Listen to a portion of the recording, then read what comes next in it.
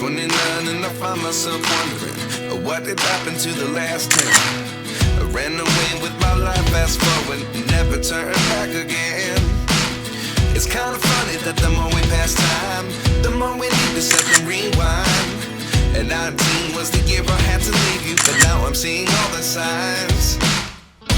Is this really happening? I can't believe it's true. I'm just as surprised as you. Is this really happening?